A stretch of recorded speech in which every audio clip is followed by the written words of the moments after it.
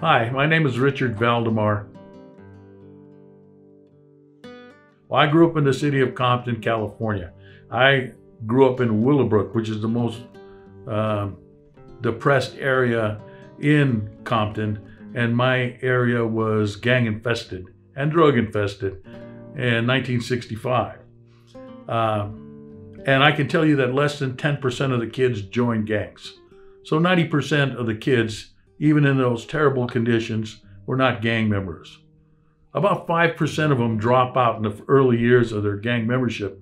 So you got about 5% of the kids who are committing 80% of the crime in those communities.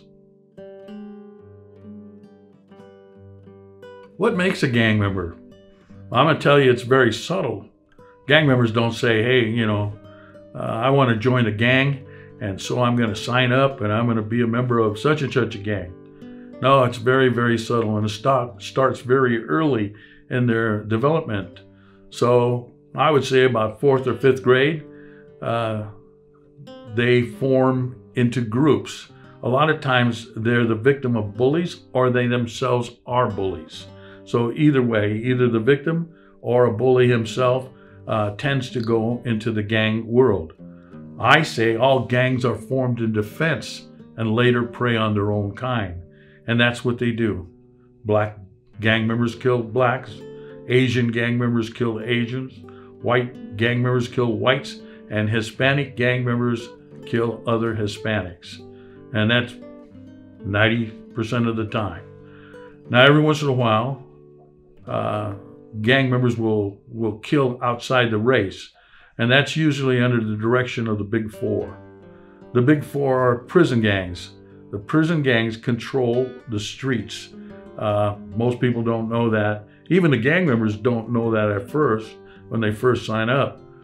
So, Mexican Mafia, the Nuestra Familia, the Aryan Brotherhood, and the Black Guerrilla Family are the 4 big gangs in prison. So if you're a Crip or a Blood, when you go to jail, when you go to prison, you follow the edicts of the Black Guerrilla Family. If you're a white criminal and you go to prison, you will follow the edicts of the Aryan Brotherhood. And if you're Hispanic, depending if you're from Northern California or Southern California or have an alliance with one of the groups, you will be Nuestra Familia or Mexican Mafia follower. So we have a term in Southern California, sureño, a Southerner. That doesn't refer to the fact that he comes from Southern California. That refers to the fact that he's in alliance with the Mexican Mafia. So you may live in San Francisco and be a sureño, but that shows that you're in alliance with this coalition under the supervision and direction of the Mexican Mafia.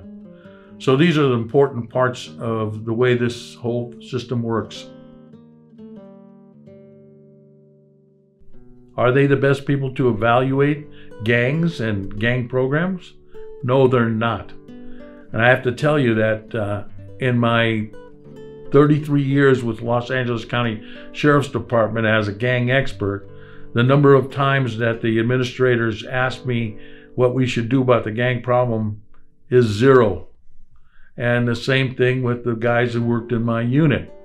So if we're federally qualified gang experts, why aren't our administrators asking us about what works and what doesn't work in combating gangs? No, those questions usually are fielded by the administrators and the politicians. So when you see that on the 5 o'clock news, remember, they're not the experts. Now, there are many gang prevention programs touted by these politicians and administrators. And I'm going to have to tell you that most of them are complete failures. And I'm not one who believes that ex-gang members should run your gang program.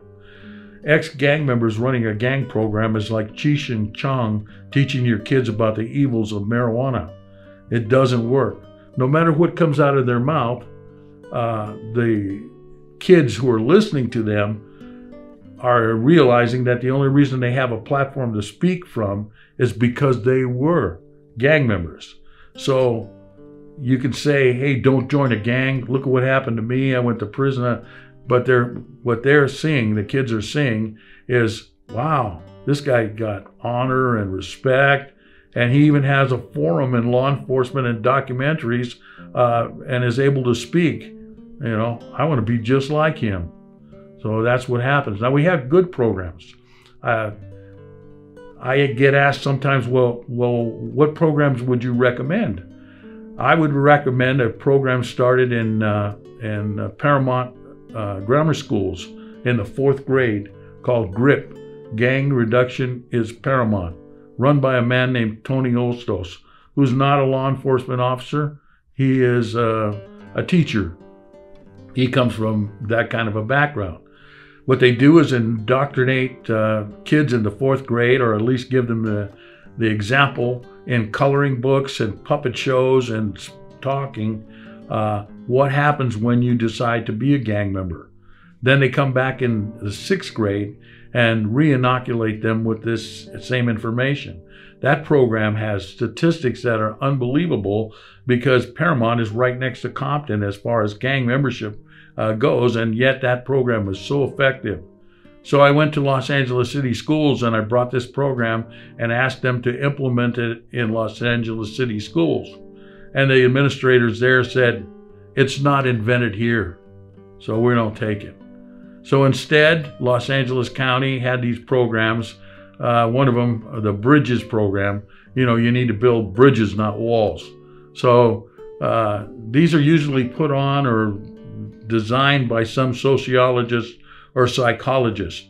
And I have to tell you that sociologists and psychologists and those kind of people, anthropologists, social anthropologists, their studies only involve them talking to gang members. They don't corroborate the information. So if you ask a gang member, when did you join the gang? I was 12 years old when I joined the gang. Well, do you have any verification of that? No, you don't. So what they're telling you is just the further myth of the gang member, and the sociologists take it as gospel and they write theses on it or programs based on it, but they're not really true. So I can tell you that these gang programs are not closely monitored. They don't have statistics to back them up. And it's all based on, oh, let's be real nice to these people instead of holding people accountable for their activity. I believe in redemption. I've seen redemption work. Finding God, that's one of the ways. Although they all claim that they found God, there's some who really do, and I have seen people turn around in that way. I am a product of the Catholic Youth Organization in Compton. That steered me away from gangs. So there are some that do work, and early intervention is the way to do it. If you wait till a person is 15 or middle school age, they've already committed to the gang lifestyle. Even if they haven't joined the gang yet, they are committed. And so you're working against yourself and trying to keep them out of the gang.